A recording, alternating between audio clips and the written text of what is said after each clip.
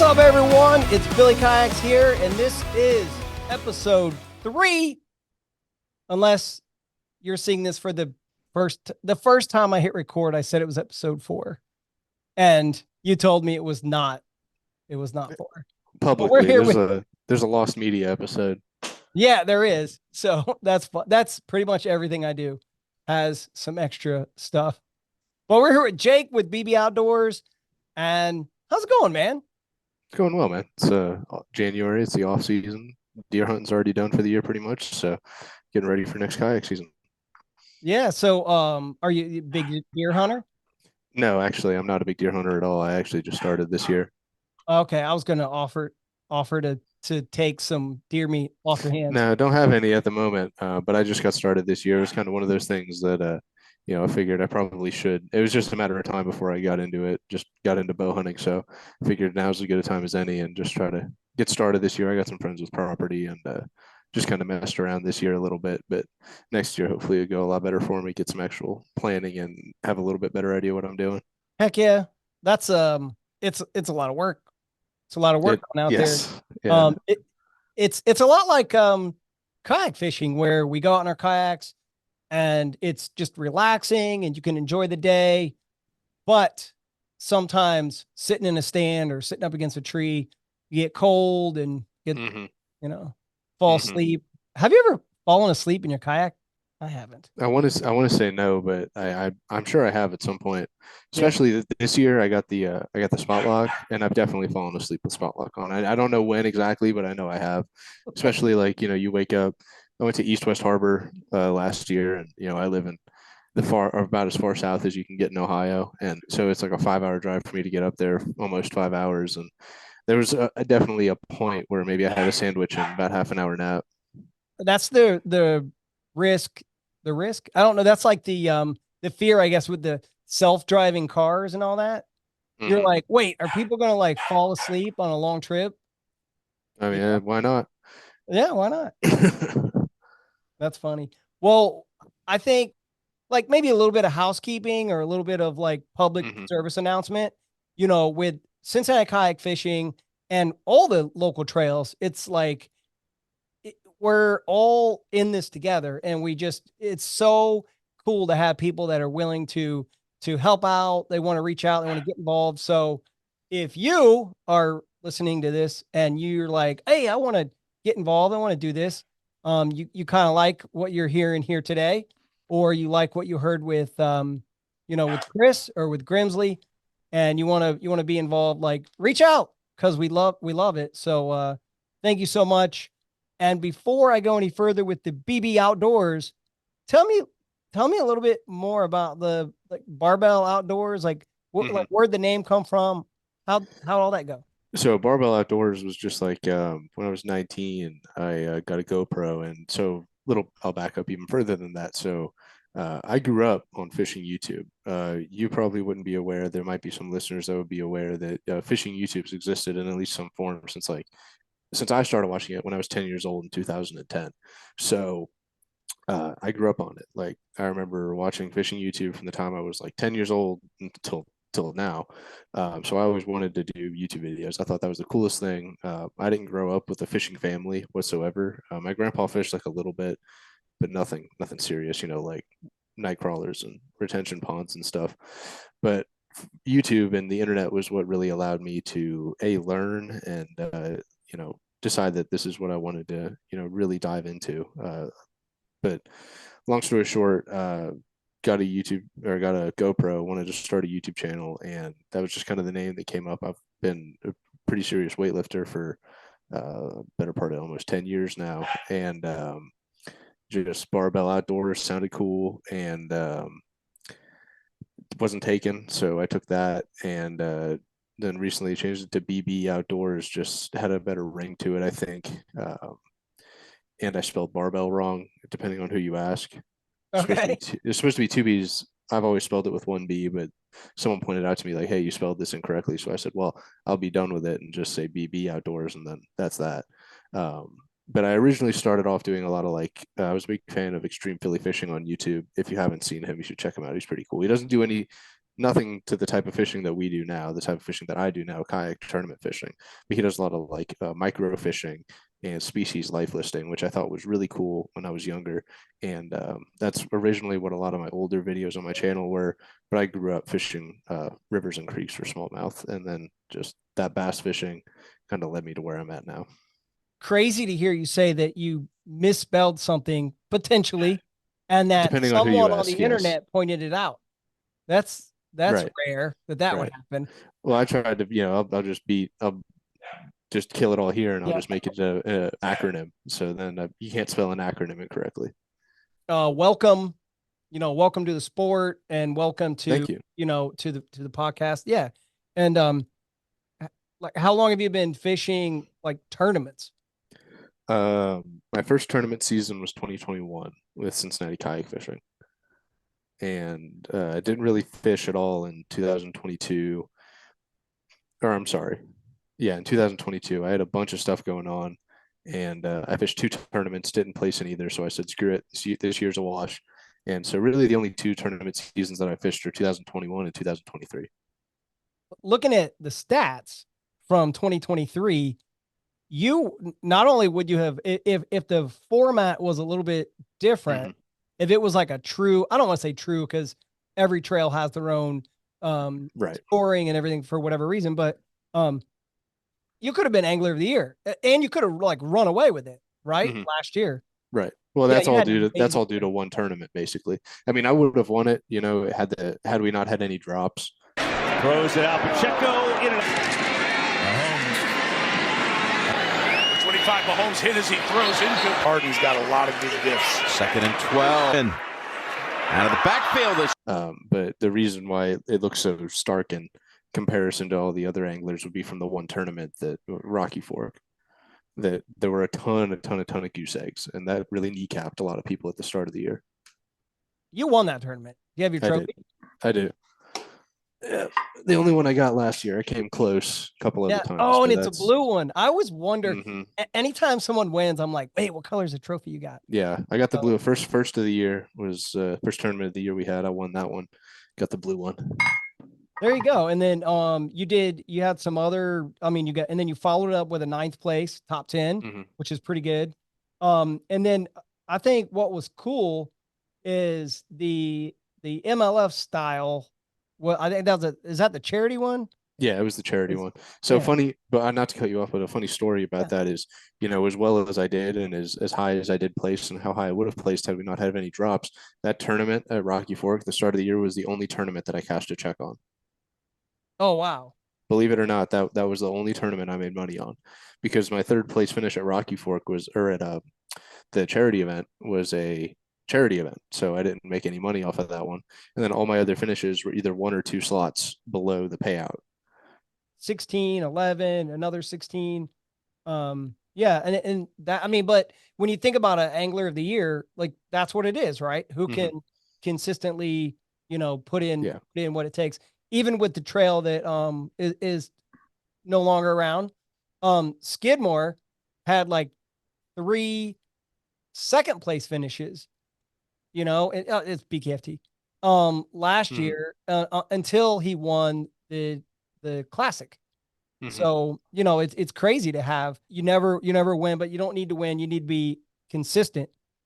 Consistency was my strong point for sure. I mean, there's a lot of guys out there that are real hammers and can pull out, first place finishes. But the thing is, like, a lot of those guys, they're fishing in a way that it's boom or bust. They're either going to win or they're going to fail drastically.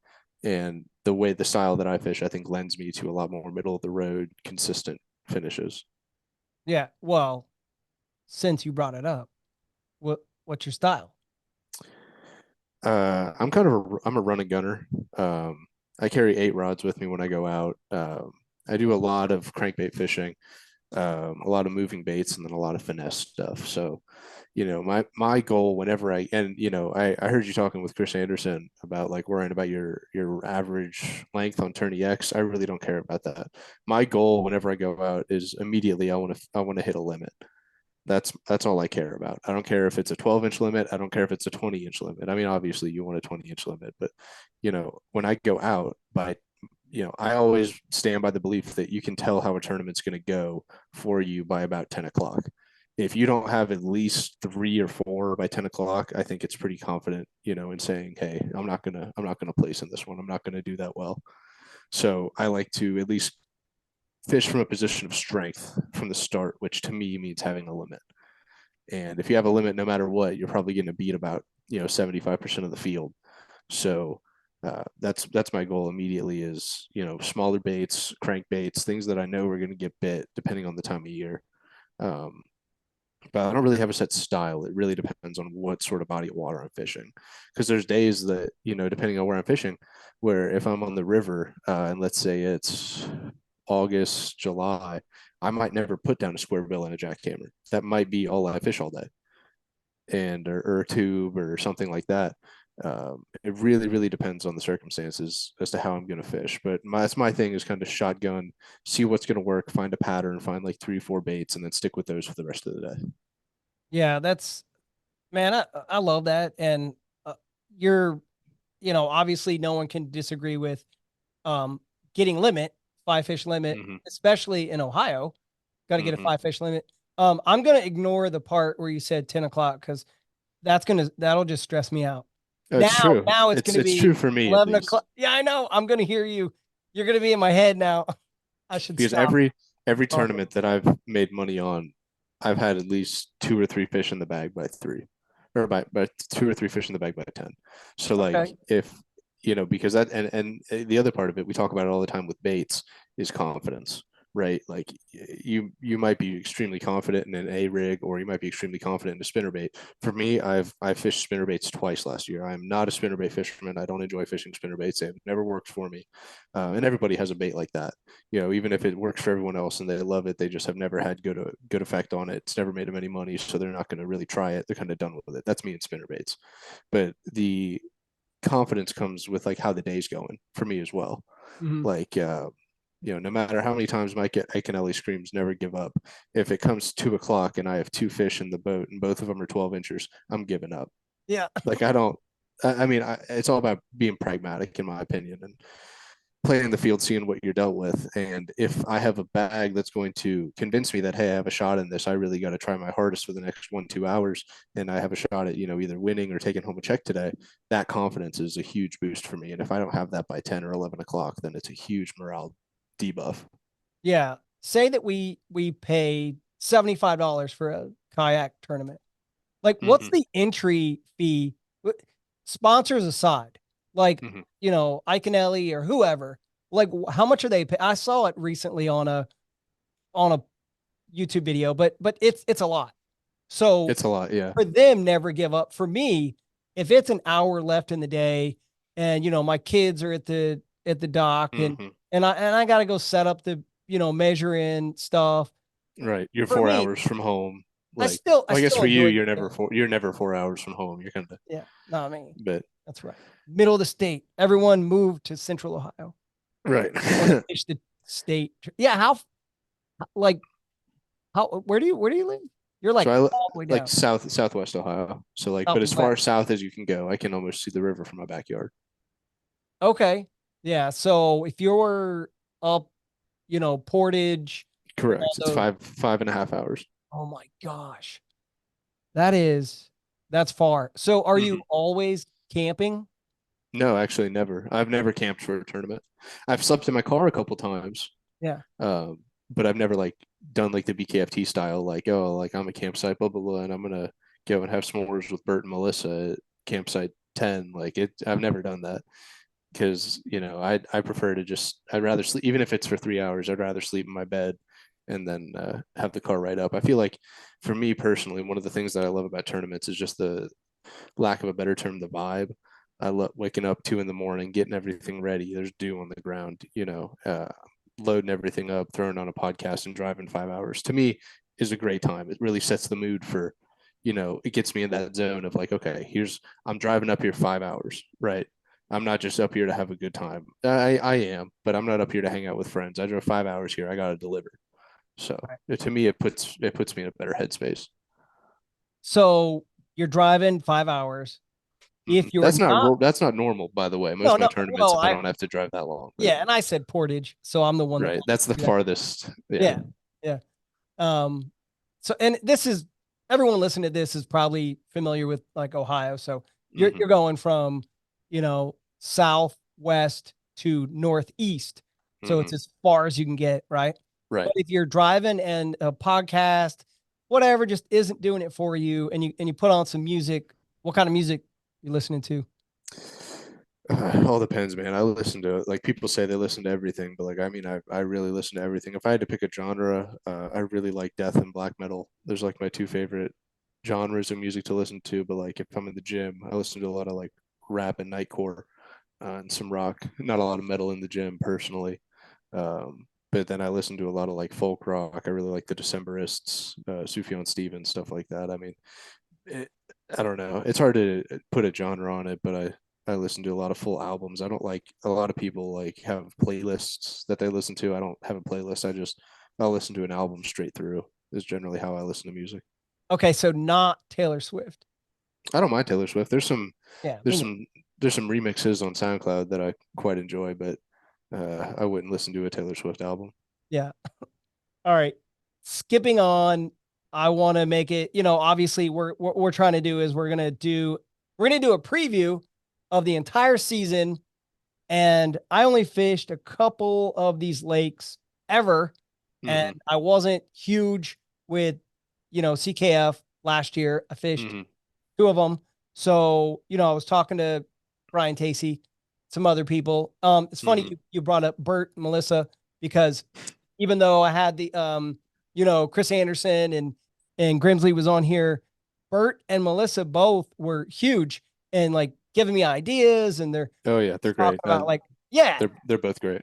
they're great. And it was like your name came up more than once. So As far as positive light, or I don't know. Guess we'll find out. No, just kidding. We want we want to let's just dig in. And what's the first tournament of the season? March 24th, East Fork. March 24th. Will Melissa drive to the correct lake? Well, she drove to East Fork last time. Um, Right. so who knows? I mean, she might get it mixed up and still end up at the right lake. Right. I don't know how she did that. The She was telling me about that. That was crazy. I didn't. Yeah, and I find it hard. I find that hard to believe. I But was knowing lucky her, enough. I feel like it's true. Yeah. Yeah, I was at the ramp. So she shows up and I was like, "Man, I thought I was running late." And then here comes Melissa and she was like, "Nah, I went to the wrong it's funny. Hmm. But how familiar are you with East Fork? So it depends on your matter of perspective. So East Fork is like, I guess what you could consider my home lake. I pushed pretty hard for East Fork to be on the schedule this year for a number of different reasons. I've crappie fished on East Fork since I was real young, and that's primarily what it's known for, is like a crappie lake. Um, I wouldn't say I know it like the back of my hand, but I know the lake itself pretty well. With that being said, I have never bass fished on East Fork. So I fish a lot on the East Fork Little Miami River. I fish a lot in the area around East Fork, but I have never bass fished on William Harshall Lake, which is East Fork Lake. Let's pull up the lake real quick. Maybe. We're trying something new where I'm going to pull up lakes. He did this perfectly, and when we were talking before the stream started, by the way, or before the Yeah, video except started, no he one did it knows because I edit right. all. He So did it perfectly to start off. So here we go. So let's look at this lake. That's a big lake. yeah, it's pretty big. All But right. it's a lake. It's a lake unlike any other lake on our trail, which I really like. Okay. So we've got a dam down here. Hmm. So it's if my map is correct, it's more of like it's like an east to west kind of lake. Yeah, which funnily enough, I can't give you the actual reasons why, but East Fork Lake is probably, from how I understand it, the best or second best lake in the world for rowing tournaments, and they have a grand regatta every year because something about the way that it's east west with the geography makes it like the premier rowing lake in the world. So just a little fun fact. Good, that's good information. You got to do this. You should be doing the podcast. I'm happy to do it whenever you want me on. Just let me know. Yeah, I'm saying instead of me. Like that was good No. information. Well, so at the end you go up the creek, and then CKF is pretty generous with. Do you know, according to the rules, how far can you go up the creek? Yeah, it's up to the first riffle. Okay. So hypothetically, if we're in a blowout, you might be able to go all the way up to Williamsburg before you find a riffle. Oh, like all the way up to this bridge? I mean, if it's blown out, possibly, Yeah. you know. That's pretty far. Pretty cool. And then there's a few creek arms. There's a lot of creek Obviously, arms. There's a lot of creek arms. There's more than it looks. yeah. And there's a lot of ramps too, which I like. Wow. How many ramps are there? You know? It's 5 or 6. Wow. Is that a beach right there? No, the beach is actually right in the center of your screen there.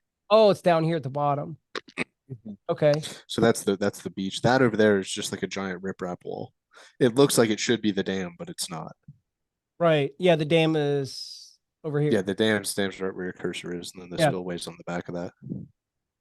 Oh yeah, down into here. Mm-hmm. Yeah.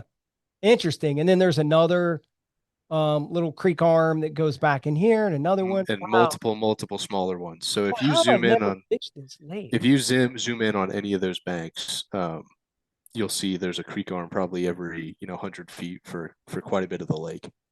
You see that other big creek Yeah. arm over Well, there I by was the saying riprap wall. yeah, I was gonna go like up here and just look. Mm-hmm. Yeah.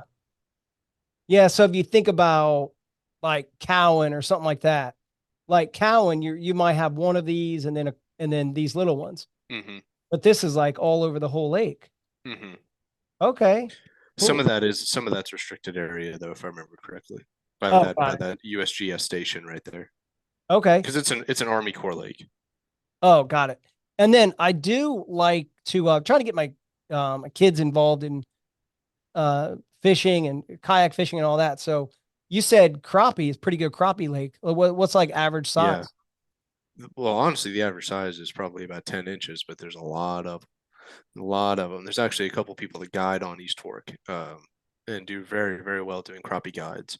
And you can get them up to like 14 inches in there. The average size is probably somewhere between 9 and 10, but there's a lot of submerged vertical timber, and people fish around that for crappie a lot, and then they troll like pink crankbaits at like 10 feet, depending on the time of year. But it's very good crappie lake. It's more, and it's one of those things where I don't really know, it doesn't stack up to real foot or something like that. But the thing is that's what it's known for. So like, Yeah. it may only be a crappie lake because it's not a very good bass lake. So people go and fish crappie. But with it being as big as it is, there's opportunities. Like they just started stocking saugeye in there about 4 years ago, and they're starting to get to size now. Used to be a really big hybrid lake. There used to be really good hybrid fishing in there, but the hybrids have kind of died off. So there's not as much hybrids now as there was. There used to be muskies in there. There's not a lot of muskies in there anymore. I think there's like one or two as far as I understand, but it's not very common to find them at all. Oh wow. So yeah, man, you weren't kidding when you said there's your lake. You like Mhm. this lake. So Mhm. I love it. Well, I remember being at the Columbus Fishing Expo a couple of years ago, and there was a guy passing out business cards talking about a lake where he was a guide, a crappie guide Mhm. down somewhere in the south. And he was like, yeah, 18-inch, 19-inch, whatever. I was like, wait, crappie don't get that big. There's I probably had no some idea. at Caesars that push 16, but I don't know about East Fork. I've never seen one bigger than 14, 15 come out of there. It's Yeah. possible, but Yeah. I mean, I think Fish Ohio is 13, I think. yeah, Fish Ohio is 13. Yeah. So that anything over 13 is the big one. If you catch a 14 or 15, 15 is for Ohio crappie, that's pretty big. 15, you might want to contact the DNR about that one. Yeah. But the thing about East Fork, that map that you pulled up is great, but it doesn't give you a full picture of the lake. You have to pull up a topographic map, which I don't expect you to have right off the bat like that. But you can pull it up. The state has maps posted. It's a very deep, deep lake. There's a lot of parts of that lake that are 50 plus. The majority of it's 50 plus actually. So especially with us being there in March, you're going to have to look at those creek arms. That's going to be where everyone's at. you know, a lot of that lake's real deep. So, you know, June, July, August, you know, you're fishing that offshore structure if you can find it. But for us, I feel like in March, which is where I'm happy to see where it is, there's a lot of boat traffic in the summer. But March, when we have it, it's all going to be about those creek arms. And it's just going to be a question of which one, pretty much. Because one of those creek arms is as big as Stone Lick Lake. So, Oh, you wow. know, yeah, you Yeah. might pick one creek arm and be in there all day and not see anybody else, which I like. Yeah. And for the record, if you're looking for, 6 or 7 inch crappie, Mm. Stone Lick. Stone Lick, yes, Yeah. exactly. Yeah, there's a lot of those in there. Find a tree and find it's like fishing for, bluegill. Mm-hmm. All right, man, let's move on. I was going to pull up the actual Navionics because I found a way to share it on my phone. I was Mm-hmm. going to pull that up and I'm like, no, because then we have a lot of editing. So you guys are on your own. Go find your Navionics or whatever and look at it. Mm-hmm. Everyone, Uh, I feel like everyone listening to this, or hopefully everyone listening to this, does their lake studies before they go out on a tournament. So be sure to look at that East Fork. yeah, I would hope so. So, all right, CJ Brown. Mm-hmm. So how often or what do you know about CJ Brown? CJ Brown is a big wild card for me. I've never fished CJ Brown. I've never been up there. Missed the Snowball Classic, and I've never been up there. I've heard a lot of people say a lot of good things about it. Judging by the topo map, I'm looking at it here. It looks like it's slow gradient, not a lot of ledges, kind of deep by the dam, but not really. Um, Average depth of like 18 feet ish.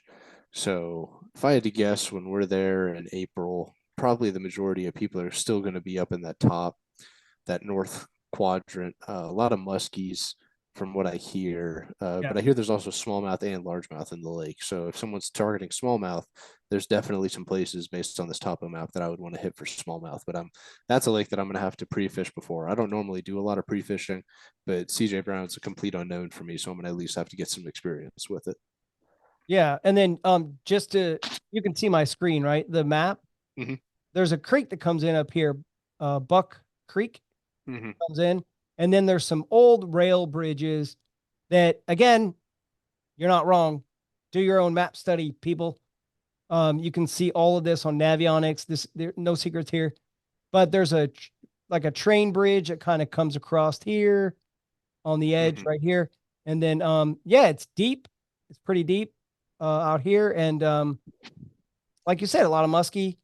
Like Not a lot of reef. creek arms. Looking at it, there's not a lot of creek arms, which is I don't like that personally. But you know, with a tournament trail that's the size that we are and a lake that's that size, what I worry about for something like that would be like guys fighting for bank space.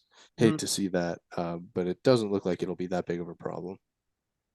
Well, there's places where people will catch a lot of, bank space. They'll catch a lot of largemouth. And then you're not wrong. There was a BKFT tournament where Reese Stoughton caught a 21-inch smallmouth in Mm-hmm. this lake. So Mm-hmm. it's a big smallmouth for a I reservoir. believe it. I mean, I'm not going to give everything away, but just looking at that map, I can see some places that I definitely like to target for smallmouth, even during pre-spawn, which will be there in April. So it might be like late pre-spawn, but there's some places that I definitely want to check out.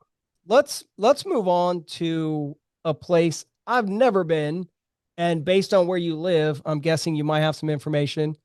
Moving on to May 4th to Brookville. I'll start. You've never fished Brookville? I've never fished it. Wow. And Wow. but I gotta buy Indiana license, right? And you have to buy an Indiana motorized permit. Okay. You have to buy an Indiana license and an Indiana motorized permit. You can buy that either online or at the ranger station there for the lake. And But you're fishing out of a pedal drive, right? sometimes. Or do you have a Torpedo? It's like Yeah. $25 to be able to launch in the lake. It's like a little sticker. Okay.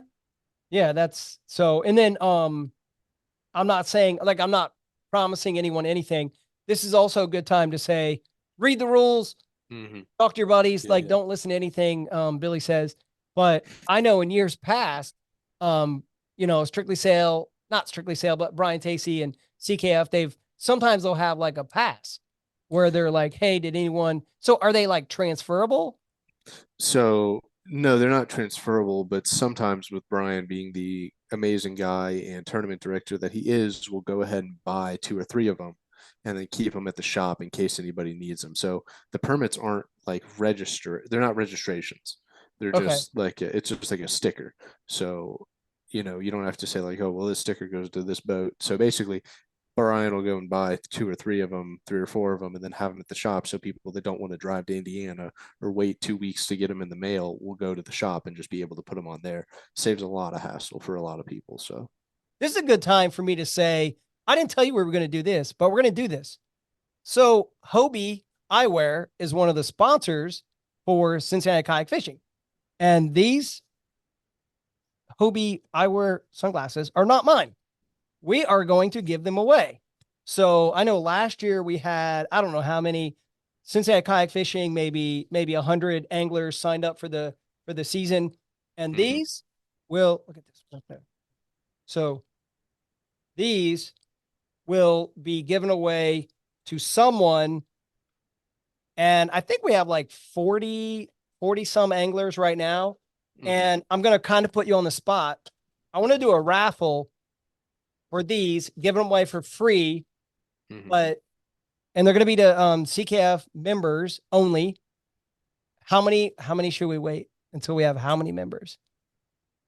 I don't know how many. Brian hasn't told me how many we have now. I'd assume we We have probably like have like 4. I 40, think there's like 40 right now. 40-ish. We should wait till we have like maybe 150. If we get to that this year, I don't know. I think 100 is probably a pretty safe bet. That would be safe. Because I remember Rocky Fork 3 years ago in 2021, we had 80 people in the one tournament. So, you never know how it's going to go. Yeah. But we're trying to get memberships. So let's say 75. I feel like we maybe split what you were thinking and where we are now. Let's just do 75. So when we get to 75 CKF members, we are going, and look, if you already became a member last week or yesterday, you're good. You're still in the drawing. So these Hobie Eyewear sunglasses are going to go to someone, and they float. One of my favorite things about them, other than floating, because I'm a dummy. The floating is nice. The floating is nice. But they don't smear. Like if you get, I'm always trying to put, I'm getting old and I'm trying to put sunscreen all over my face, whatever. All over your head. It's on my head. Between you and me, my hair is thinning a bit. Oh, Your Highness, I'm sure it's not that noticeable. Bald! My eyes! All right. And then it's on your hands. All right, I see. Yeah. So, and then when you clean the lenses off, it like clears right off. And I have some other brand sunglasses that I paid pretty good amount of money for. And when you get that greasy sunscreen on there, it doesn't clean off right away. So I love it. Hobie Eyewear, thank you for sponsoring Cincinnati Kayak Fishing. And when we get to 75, we are going to raffle those off and give them away to someone. And I think we have 2 other, don't hold me to that, but I think we have 2 other pair to give away at Measure-Ins this year, which is like amazing. You and I talked about a little bit earlier about the Rocky Fork, Paint Creek. And I just remember us going to that pizza place, free pizza. We had some beer, whatever. And then the raffles and the prizes, right? Yep. So that was like super cool. Yeah, Brian's good about that. I think from talking to him, it seems like he's going to want to put more of an emphasis on meetups this year for sure. Another thing that I'm not real familiar with, June 9th will be Northern Kentucky Lakes. Also didn't fish that. Not true. It's not Northern Kentucky Lakes. What is it? It's just Northern Kentucky. Oh. If we follow the rules, it's still fun and it means something. Jay, I'm gonna take off. Guys, rules are good. Rules help control the fun. That's so why we've had Northern Kentucky lakes in the past where we fished Bullock Pen, a couple of the lakes that are around there. I fished Bullock Pen last year, but one of the things that we changed for this year was we wanted Northern Kentucky as a whole, right? So Northern Kentucky lakes last year, we split it up into like 3 or 4 lakes, and even with 3 and 4 lakes, all of those lakes pretty much felt crowded.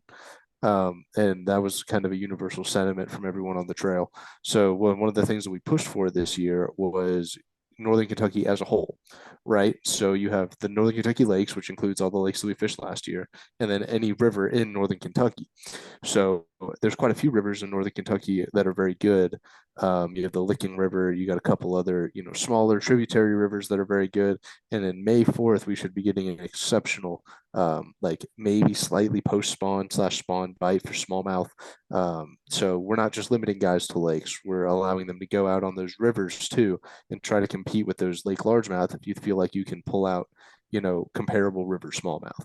So it's not just I don't know how Brian's going to do it exactly, whether it's going to be within a radius or within a certain latitude line. You can only be above this latitude in Northern Kentucky, but that's basically what we're working with here. So don't think it's just limited to lakes, because it's also open to rivers within Northern Kentucky.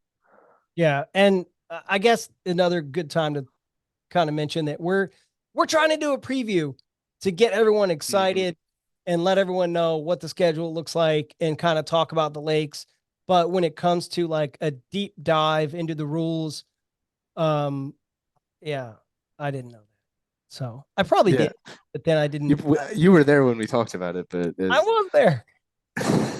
That's true. That's true. And then the Licking River, is that the one that comes in like right around like Newport? yeah, it comes in. It separates Newport from Covington. Which again, I can't hide the fact that I'm excited that the Northern Kentucky lakes I like, because they're one of the closest ones to me. So do you have like a fishing license for 3 states, like in general? Is that like a normal? Yep, yep. About February of every year, I get in my Kentucky, Ohio, and Indiana, Okay, yeah. because I live closer to Indiana and Kentucky than I do to the vast majority of Ohio. So I bought a Michigan license last year. Well, Michigan and Florida. And then a couple of years ago I bought a Texas. But yeah, I have to think about it. It's one of those things where I forget until I'm like, oh, I'm leaving for the trip. And I'm like, oh, almost forgot. right, So yeah, those big national trails, they do like at the check-in, they board check whatever, and then they want to see your license. Make sure that you bought a license for whatever state you're in. So yeah. I haven't fished any of those big national trails. So far it's been limited to CKF and a little bit of BKFT. yeah. Well, one day I'll tell you about my huge success in Texas. Acton Lake. So Acton is still in the Cincinnati area ish. It's a little bit further away. Acton, I fished a couple times. Acton is one of those lakes where, depending on how many people we have sign up, it's going to be combat fishing for bank space. It's it's a fishbowl, so there's really no structure in the middle. It's all, you have some pretty good wood on the banks, but as far as, we have that June 22nd. There's going to be some guys that are going to want to try offshore, and you can pull fish out that way, but it is a fishbowl. Like, there's no structure in the middle whatsoever. It's just, you have a pretty decent bank, and then it's just barren wasteland in the middle. So yeah, that's it. You got a couple creek channels. There's some decent riprap walls if you know where to find them. The dam is not half bad. Not known for being a phenomenal bass lake, but it is good. I liked the idea. I don't think we ended up going with it, but I like the idea of including Rush Run within the Acton Lake tournament, because it just kind of throws a wild card in there. But Acton's not bad. Um, Acton, there's going to be some fish caught. There's going to be some guys with some pretty decent limits. But there's a lot of 12, 13, 14-inch fish, and finding those big ones is going to be where, people are going to really stand out. Yeah. And then do you I see a launch kind of in the middle, and then you can also launch That's somewhere up here. Yeah, so where you're looking at on the left of your screen, the launch is actually up north of that. Yeah. So that's technically the only launch in the lake, is that on the north end. Now, with that being said, you can still launch from the beach should you have the ability to do so, because it's a kayak. You can launch on a beach if you want to cart it down there, and a lot of guys do that. But that north end is the only actual boat ramp. Okay. And then a couple miles. Yeah, I mean it's moderately sized. It's not bad. And then it's going to be about a month later, July 14th is the 150-mile radius, and that's the charity event. Yep. And you fished that last year. I think we talked about that. That's the one you did good in that Well, one. the difference is the charity last year, I believe, was anywhere in Indiana, Ohio, and Kentucky. They had it wildly expanded for last year. Under the 150 mile radius, I wouldn't be able to go up to East Harbor, which is where I did real well last year. So you got to find somewhere within that. It's 150 miles from Great American Ballpark downtown. You had 86 and 3/4 was your limit. Yeah. Good job. It was if I remember correctly, if we're looking at the Did same math. one, it was like 300 and something inches. No, you had 432 inches, Yeah.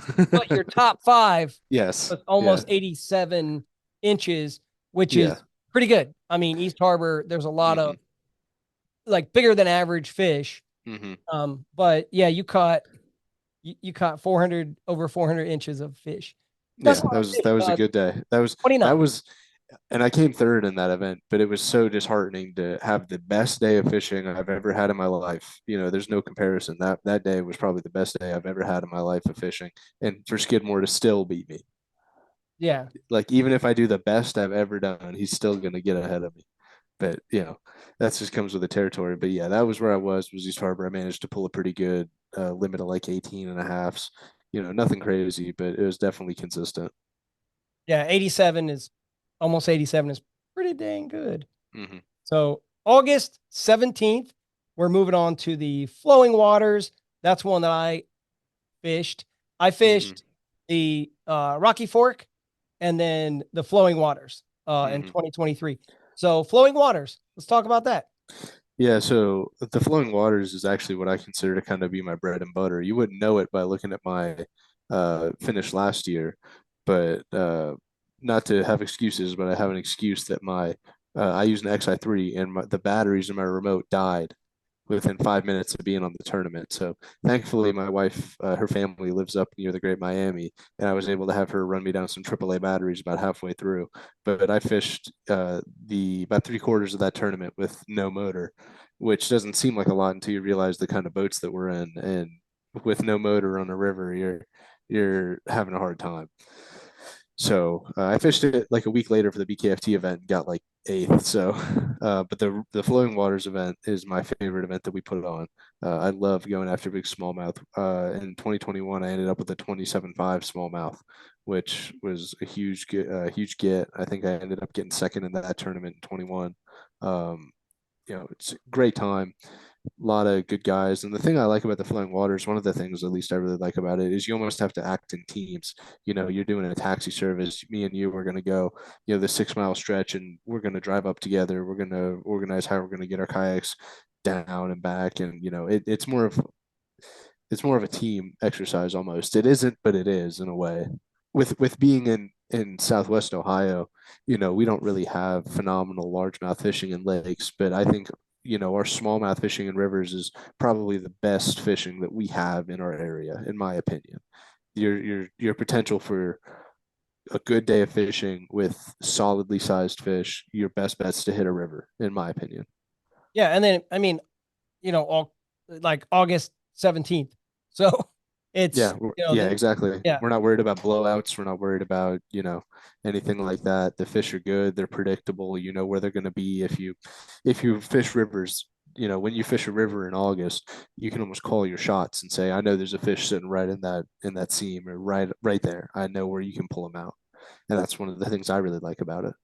All right. And then about a month after that, we're talking about September the 15th, going back to where it all started last year, Rocky Fork and Paint Creek. If the conditions were perfect, do you have a favorite? Of between Rocky and Paint, or between Rocky 100%. I've never really fished much of Paint Creek. last year, the water, I don't know if you remember, the water was drawn down. It was under some sort of construction. And so I didn't fish it last year. I didn't fish it the year before that. I fished Paint Creek itself a couple times, but Paint Creek, the lake, I think I've been on once and I did not have a lot of success. Now, guys will say that you can pull pretty good ones out of there, but you can pull 6 pounders out of Rocky too. So, I mean, I go off of Rocky personally. That's where I'll always go. Have you caught 6 pounders in Rocky? I have not. Oh, Personally, I have not. I have caught many an 18, many a 19 out of Rocky. I've yet to pull a 20 out of Rocky. Um, but there are Rocky, it's like this universal experience where you go and you're having a tournament and some guy in a bass boat will pull up and you're talking. And generally, whenever we have a tournament there, there's going to be a bass tournament there as well. And you end up talking to the guys and they'll say, you know, everyone that you talk to will tell you, yeah, you know, it took 30 pounds to win last week. And it's like, you know they're there. It's just a matter of time before, people start hitting the lottery, start pulling 1920s out of there. And the 19 is, it's not easy to come by, but in a lake around here, I've never had an easier time pulling out 18 plus fish than in Rocky. when I first got into tournament fishing, well, I fished for like a whole year, and then I bought my PA 14 360, Mm-hmm. and I got an invite from Skidmore, and my buddy Bo, who got me into this whole thing. We went out there and I was fishing. Skidmore was fishing this point. I kind of went over it, not non-tournament, fun fishing in the spring. And I saw a fish floating and I didn't know what was going on. Like I wasn't that great. Grabbed my net, I scooped it up. It was the biggest shad I've ever seen. I'm like, I didn't even know they got that big. So Yeah. I can Yeah. say from personal experience, Rocky Fork shad get really big. Yeah. And, I won't give too much away, but what you just said is kind of the ticket on Rocky. In Yeah. my experience. And the cool thing about Rocky Fork, the thing that I like about it the most is, the last, I believe, 3 years that we fished, I know for a fact in 21 and 23, we started out on Rocky. It's always been our like shotgun start, or the pistol shoot. That's our start for our years at Rocky Fork in March or whatever. And Rocky Fork, more than any other lake that I've seen, goes through a dramatic transition between March and September. So if you go to Rocky Fork in March, you would think that this lake it's all rock. It's all, it's all gravel. It's all riprap. There's some wood. There's a little bit of like, vegetation here and there. You come to that same lake 7 months later, June, July, and it's all grass. You better know how to fish vegetation because it is a heavily, heavily vegetated lake. Both times, maybe 3 times that I fished there was my PC said plug in your PC. I'll see you. Yeah. All right, man. It was good seeing you. Yeah. All right, resume recording. Yeah, apparently you're supposed to plug in your computer. Like, Who would have known? who would have known? But anyway, I think I was saying how my experience was in the spring, and then this is going to be September. Just as an example of kind of what I mean by this, when I go to Rocky in the springtime, there's a couple exceptions, but I will fish a crankbait all day. That's what I will have in my hands all day on Rocky Fork from March to April. You would be an absolute idiot to try to throw crankbait at Rocky Fork at any other time of year because the vegetation is so thick that it is just not even an option. So, come September, I've never fished it in September. The latest I fished it's July, but depending on the kind of year we're having, the vegetation is still going to be just as thick in September, and you're going to want to know how to fish that vegetation if you're going to want to pull any fish out because they are, very hard to find and hard to pull out if you don't know how to fish vegetation, which is something that a lot of guys around here don't know how to do because we don't have a lot of lakes with vegetation.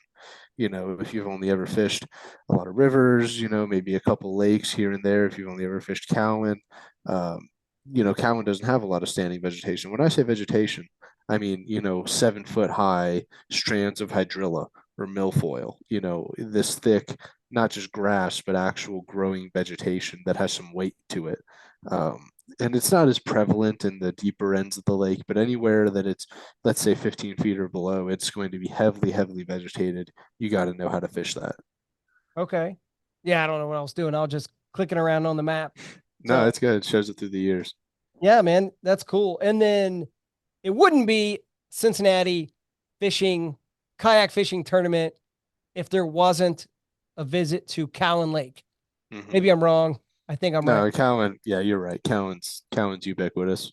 Yeah, October 6th. So what's up with Cowan? I've never done exceptionally well on Cowan, believe it or not. I've always done like very middle of the pack on Cowan. Like if I'm on Cowan, like I know I'm guaranteed at least like a 15th spot. But like I've never found the magic potion to make it work, which is funny because like of how good of a friend I am with Chris Anderson. I would have thought some of that would have rubbed off on me. But I think it's just the fact that I'm not, huge on fishing jigs. I fish jigs pretty well, but not to the level that he does. And everybody says, "Oh, jigs on Cowan, jigs on Cowan." So if I'm going to change anything, that's going to be the thing I'm going to change this year is to get better at fishing jigs, whether that's flipping or finesse jigs. Cowan seems to respond really well to jigs. Now, the thing I like about Cowan the most, and in October it might be different. Again, it's going to depend on the kind of weather we're having that year. But Cowan, no matter how you like to fish, if you're a guy like me that likes to maybe go out deep a little bit more, I love going out on points. I love fishing, rock piles offshore. If you are someone who just loves flipping, you flip wood all day until your arm falls off, you can do that. You can fish deep on Cowan. You can throw a spinnerbait on Cowan. There's no type of fishing that you cannot do on Cowan. So it's definitely got something for everybody. It's just a matter of what's going to be the ticket that day to actually pull the fish that you need out. So sometimes it is. Sometimes it's one of those days where you can sit on one of the major points on that lake, and it does have quite a few, and you can pull out a 90-inch limit. It's not inconceivable, but there's sometimes where there's guys that are throwing jigs and flipping wood are going to smoke you, and you can do that. Both of those strategies are going to be equally as possible depending on the day. And then, this is going to be early October, and maybe this is just a general question. Like, how much do you think color comes into play on Cowan? Depends on the clarity, man. I think Cowan, I've been on it where it's got 4 feet of clarity, and I've been on it when it's got 0 feet of clarity. And I think if it's super clear and you know what you're doing with color, you can definitely make a slight difference depending on what you're trying to imitate. But I think overall, at a place like Cowan, with as many options as it has on where to fish, the where is a lot more important than the how, in my opinion. Okay. Yeah, and there's some places on Cowan, like that's the thing about Cowan that I like is, with my style of fishing, theoretically I haven't produced on it yet, but it should be relatively easy to get a pretty good limit of, 12, 13 inches because it's got a really good population of bass of all sizes. There's big ones in there, probably not as many big ones as there are on Rocky, if I'm being honest with you, but it's in that like 15 to 17 inch weight class. There are quite a few. There's a pretty good population, and if you know how and where to target them, I mean, I've seen guys go up way up in those creeks. I've seen guys go out in the middle of the lake, and all of them are pulling fish out. Just depends on the day. You gotta do your research, see what your weather's been like, see what the clarity is going to be. Maybe do a little pre-fishing, but you got to decide how you're going to fish it because anything might work that day. Like Acton, almost certainly that no one's going to be out, dragging a football head in 20 feet of water. It just doesn't really happen. But on Cowan, you're going to see people in the middle of the lake. November 2nd, 3rd, Tournament of Champions. We'll talk about that in a minute. But before we talk about Tournament of Champions, if you had to pick, who's your preseason favorite? Like if everyone that fished it last year signed up again, who would be your preseason favorite? You can say Man, you. it's so hard to say. I want to say me, Yeah. because if things had gone differently and if things were judged differently, I would have won, which I'm not trying to take anything away from Chris. He did a phenomenal job and he earned it. He really did.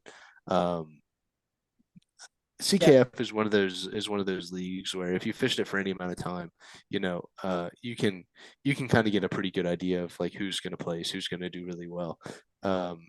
It's between these people. I'll give you a number of names, and it's going to be one of us. I don't know who, but it's going to be one of us. So myself, Michael Grimsley, Chris Anderson, Jason Myers, you, and probably either Chris Yauk or Bert Guthouse. It's going to be one of those 6, 7 people that are going to win. Honestly, it's depending on how many you decide to fish this year. Yeah. Thank you. But yeah, And if Reese Stoughton decides that he wants to fish our whole season, I think he's got a really good shot too. yeah, he's a hammer. And you said I'm going to give you the opportunity to, because I appreciate what you're saying, that you're not trying to make excuses or do whatever, but you really do have a good reason. So why don't you tell everyone, like, why didn't you make the last tournament of the year? Because I got married. That was my honeymoon. Honeymoon. Okay. So and it wasn't, yeah, the TOC, if I remember correctly, and correct me if I'm wrong, this year we had already had our AOI announced before TOC. The TOC didn't count towards your AOI points. Oh, you know what? I didn't realize that. So So yeah. yeah, the TOC didn't count. We already knew Chris was going to be the AOI before the TOC. So Yeah. it wasn't like I was missing out on a big opportunity. And it is a big opportunity. I don't want to belittle being invited to the TOC. So, it is a huge honor to be invited to the TOC. I had some more important personal things that I had to attend to before I was going to tell my brand newly wed wife that I was going to ditch our honeymoon to go fish the TOC. That was not going to happen. Yeah. So missed it this year. It did count. Those points did count. I think that's what Chris told you. I don't remember. No, I'm just honestly. kidding. No, I don't think they did. Chris They wouldn't didn't. lie to me like that. No, I don't know. I don't know. But this year it's going to be a 2-day, and it's Indian Lake. So with everyone being in the Cincinnati area, Northern Kentucky, Indiana, we talked about that already, but going all the way up to Indian Lake, and it's going to be a 2-day, and there's going to be an opportunity for camping, or you can drive back and forth if you want. No, I'll be camping up there Okay. for 2 days. For 2 days, I'm not going to drive back and forth. Yeah. But I actually, Indian? I have. I'm more familiar with Indian Lake actually than quite a few of the lakes on our tournament schedule. Like, I used to, for a brief period of time, I went to college up at Bowling Green State University, which is near Indian Lake. And I have been up to Indian Lake a number of times because in the off season where we're not really having any tournaments, my attention, has turned to sauger and sawguy fishing. And for those of you that are aware, Indian Lake is a premier sawguy fishing destination. So I've never bass fished Indian Lake, but I am very familiar with it as far as sawguy are concerned. So I have a good understanding of the layout of the lake. And the other thing about Indian Lake is kind of like we were talking about before. The name of the game is vegetation. Vegetation. That lake has, due to the introduction of zebra mussels, changed considerably over the last 3 years. And if you don't know how to fish vegetation or clear water or shallow lakes, you are not going to perform well. So you got to brush up on those big time if you want to do well at Indian. Yeah, man, you know what? You just nailed it. I've only fished Indian Lake recently, even though I'm in Columbus area. Indian Lake isn't that far from me. I've only recently fished it. Everything you just said was spot on, even with the saw guy, because I went out there, I was pre-fishing for a bass tournament, and I was throwing like a DT4, and I caught a saw I'm guy. astounded you were throwing a DT4, an Indian. Flashback. You would be an absolute idiot to try to throw crankbait at Rocky Fork at any other time of year because the vegetation is so thick that it is just not even an option. End of flashback. It was not it was in an area where I was marking some fish. I thought they were bass. They were stacked up. And I quit bass fishing, and I just caught like 20 sawguy because I was having fun. I didn't keep them. I didn't have a cooler or anything. I was throwing them back, but I was having so much fun. That's what Indian Lake is, the best sawguy lake in Ohio. I have no qualms about saying that. Buckeye Lake gives it a run for its money a little bit, but Indian Lake, in my opinion, is the premier sawguy lake in Ohio. So, but the nice part is a lot of times the sawguy and the bass aren't going to occupy the same, niches. So if you're bass fishing and if you happen to be throwing a heavily weighted Texas rigged bellows gill in heavy vegetation, the odds of you getting a bass versus a sawguy is going to be far higher for bass than sawguy. So if you know what you're doing, you can kind of try and separate what's going to be eating and where as far as the bass and the sawguy. But that's where my experience comes from on Indian is sawguy. So, you know what? I hope everyone was taking notes because I feel like the juice was about Indian Lake, and you just gave it up right there at the end. That's That's a pretty good tip. to be fair, what I said, that is a guess. Like I said, Okay. I've never bass fished on Indian Lake, but if I was to bass fish on Indian Lake, and I certainly will be, what I just said will certainly be in the rotation. So take that for what it's worth. Yeah. Well, no matter what happens, I think we can both agree that you're gonna have fun fishing CKF. The Mhm. schedule looks pretty good. I don't. I I'm excited. I think I don't know if you can tell by my hat. I fish out of a new canoe unlimited, and the first tournament season I fished in 2021, I was out of an Ascend 10T, and I still managed to get sixth for AOY. And I was 19, 20 years old, 24 now. I'm the youngest person that fishes our trail. um, I think if you were betting on me, it'd be a relatively, it'd be a good bet. I think I'm going to place well. I have very good feelings about this next season. I love it. I love the confidence. I love a little bit of history you gave us there. If you so do you love the kayak you're in now? Would you change it? Is there No, anything I you would would. do different? No. So, were I to have unlimited funds, there would definitely. So, like, I fish out of it with a XI3, new canoe unlimited with an XI3, and I love it. Were I to have unlimited funds, a Torpedo would be a good addition, certainly, because with the XI3, there are a lot of benefits. There are a lot of drawbacks. I get the spot lock, which has helped me immensely in my offshore and finesse fishing. I get the, easily to control bow mount motor. There's nothing easier to control than a bow mount motor with a remote. Very easy to install, very easy to run. With the Torpedo, however, with my proclivity to fish rivers, when you fish a river in an XI3, I don't know, I'm sure you're relatively familiar with this, but a Torpedo is going to break in the direction of your stern. A um, a bow mount XI3 is going to break. It's going, whenever you raise it, it has to go up and then back. So when you're fishing a river with a Torpedo, it can go straight upstream, and any rocks it hits, it's going to bounce upwards. It makes it easy to fish a river. A river is very hard to fish with an XI3. So as much as I love it, I would love to have both. Now that's, I don't know how much it takes to get a Torpedo started. 1,600 bucks, 1,700 bucks plus the battery or whatever. I'm not too interested in spending that money. If I was, though, I would do that, and I would add the Panoptics because I fish with two Garmin 73 SVs. Live scope would be a huge benefit to me. It's obviously worked well for Mike Grimsley and Chris Anderson. I would do it for myself as well. Those are the only two things I would change. Besides that, my boat is phenomenal. Sorry to you Hobie guys, but new canoe guys are just cooler. Well, yeah, you said a lot right there, and it was like spot on with not just the spot lock, but Mm-hmm. spot on with a lot of what you said. I do have the Torpedo, and then I also wired up my PA14. I wired it up for Mm-hmm. the XI3. Mm-hmm. So I have all it's ready to go, but I even have the mount, like Innovative Sportsman, Yeah. and I went with the Catch mount. Like it's a pain to kind of launch my boat with that Yeah. bow mount in the way that I don't even use. But Mm-hmm. but you're right, because being out on Lake Erie or even East Harbor, there are times when you want to spot lock and you have an advantage.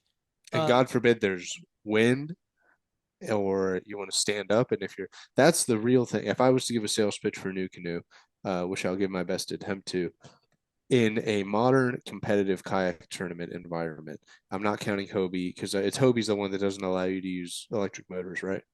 oh, they changed it. Okay, so So, you can use electric motors. yep, starting Okay, 2024. Yep. that's good to know. So any tournament trail that allows an electric motor, should you have the funds and the inclination to do so, you can render a pedal drive obsolete. Those guys with Hobies and all these kayaks that prioritize, no matter how nice it is, and I'm not doubting the niceness of a Hobie pedal drive, they're phenomenal. I've tried them out myself. They work extremely well. With that being said, having a new canoe and having your deck completely open rather than a motor on the front, motor in the back, one of those two, or both of those two, my deck is completely open. Besides that, I don't have to maneuver around a pedal drive to, put my catchboard down.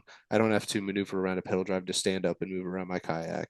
I can walk 3 steps forward and 3 steps back, and I don't have to worry about anything in the way.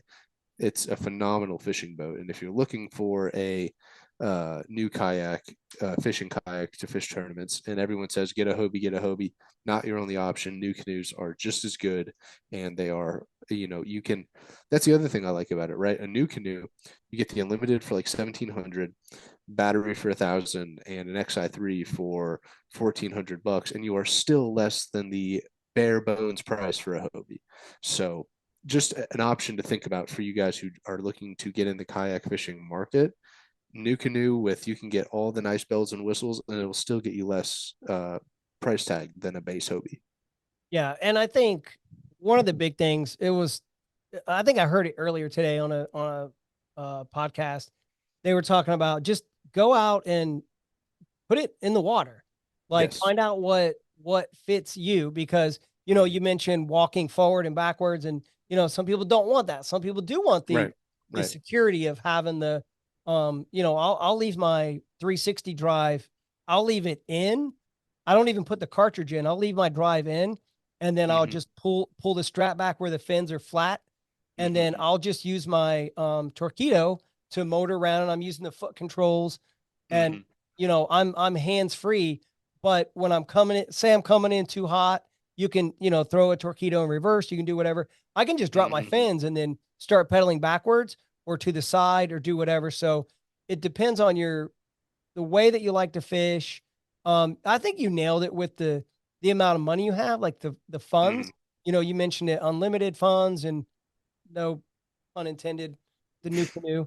Like, yeah, Right. I'm like old. I'm a dad, but yeah, just get out there and go to, if it's strictly sail or wherever you go, get down there and find a buddy that has a kayak. And so many of us are willing to, me included. If you're listening to this and you're like, oh, I would love to try out I have a compass and I have a PA 14 360. If you're listening to this and you're like, oh, I was thinking about trying out one of those, let me know. If you're in the Columbus area, like you can take my kayak out, pedal it around and see, because it's cool for the fishing expos when they're in the pool and you see them out there. The And they're everyone in our league wants to see you succeed.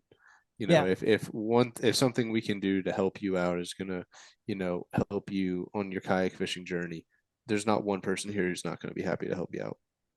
100%. Yep. And then we also may have extra measuring boards, a life jacket if you forget one of those. Sharpie or write your Yep. code on your hand. I've had that happen before. Yep. Or you don't know the code, you forgot the code. Like, there's so much about it that can be a little bit intimidating and we're going to do another episode later about the rules, where like how to measure the fish and what do you need versus what's good to have, what's nice to have, and what you need. We're going to do all that later, but this was just a schedule preview. So, dude, I appreciate you coming on here. This was fun. You do it again sometime? Yeah, absolutely, man. Just shoot me a message. I'm always happy to come on here. I think this is super cool. I love this long form podcast format. And even if it's just you, me, and like 10 other people that are really into this kayak fishing tournament thing that listen to it, it's still worth it. I mean, this is just so much we can talk about. There's so much that we can get into. And I don't know. I love it. I've listened to the previous two. I think we're doing a phenomenal job. And I'm always happy to come on here. I love it, man. I agree. I mean, how many times have you had a conversation with someone, and I'm talking to a different buddy and I'm like, oh my gosh, I was telling Grimsley the other day. Okay, that's a one-on-one conversation where I felt the need to tell a third person. So you're not wrong. If 10 people listen to this, whoever. So we love it. And let us know. Go on Facebook or wherever you go. If you're seeing this on YouTube, make sure you comment on YouTube, because we don't know. Just because we see people watched it, we don't know what your thoughts are. Let us know something you would like to see us do a little bit differently. If you want to be a guest, or if you have any comments or whatever. So I love it that you pointed that out. And then before we hang up, one more time, tell everyone, where do they find your YouTube channel? Yeah, it's BB Outdoors and Facebook, YouTube, and Instagram. So Honestly, I don't post a ton of videos. I used to do a lot more of them. Right now, I prioritize fishing over videos. So if I go out and the video thing becomes a hamper to my fishing ability, I don't care. I'm going to scrap the video. But with that being said, I have an audience. I like to take people along with me. I like to, feel like people care about the fishing that I'm doing and they want to see it. Should a video come up, hope you guys will appreciate it. But yeah, I post like 3 or 4 times a year, nothing crazy, but at least you might get an inside look into the kayak fishing. If you're wondering, hey, what does it look like for a day on the water for a Cincinnati kayak fishing tournament? You can see that on my channel. So I love it. Well, thank you so much, man. Good luck on the water this year. you too, buddy. Congratulations You too. on the marriage. Congratulations. Thank And then you. I'll see you at East Fork, man. All right, I'll see you there. Bye, everyone.